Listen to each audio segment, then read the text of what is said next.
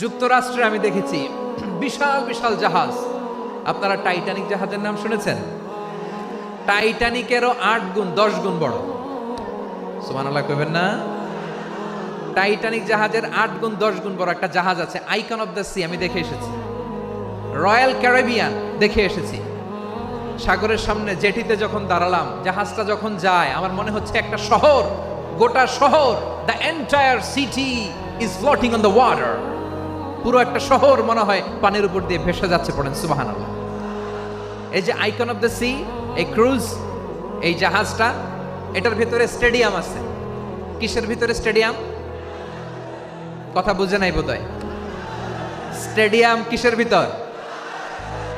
Swimming pool আছে, shopping mall আছে, restaurant আছে, ক্লাব আছে, ৩,০০০ ৪,০০০ রুম বিশিষ্ট, কক্ষ বিশিষ্ট হোটেল আছে।